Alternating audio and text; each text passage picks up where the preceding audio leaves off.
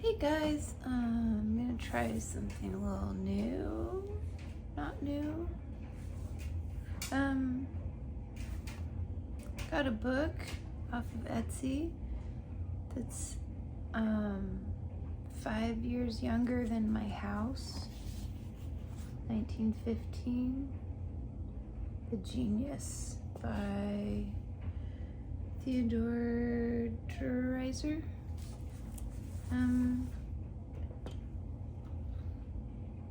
Starts with a young man leaving rural, what state is Chicago in? Michigan?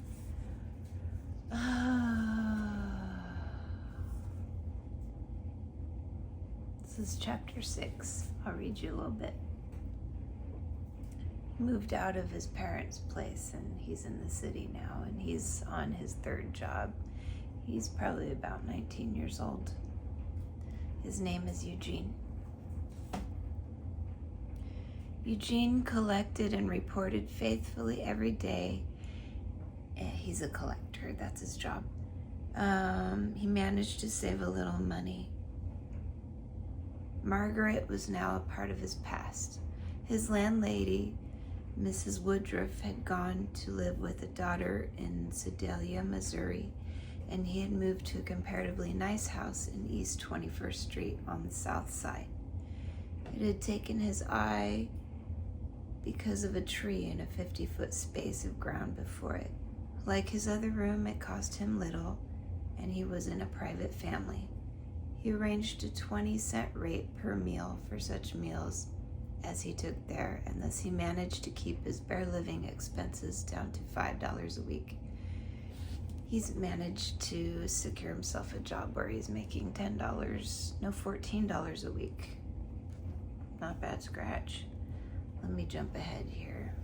He wants to be an artist. He's finally being able to save enough money where he's considering funding his arts education.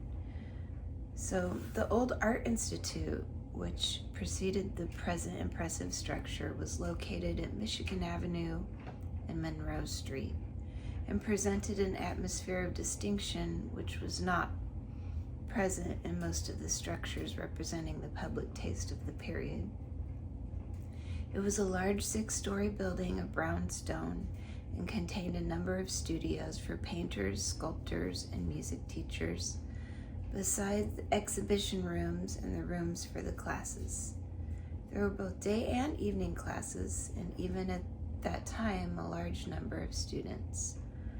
The Western soul, to a certain extent, was fired by the wonder of art. There was so little of it in the life of the people.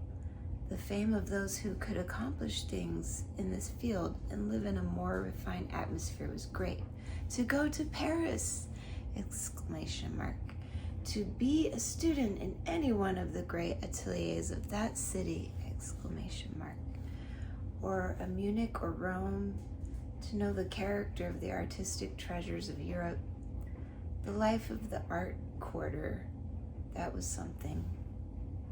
There was what might have been termed a wild desire in the breast of many an untutored boy and girl to get out of the ranks of the commonplace, to assume the character and the habiliments of the artistic temperament as they were then supposed to be.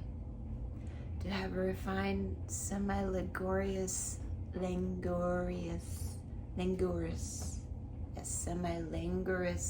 semi-indifferent manner, to live in a studio, to have a certain freedom in morals and temperament not accorded to the ordinary person.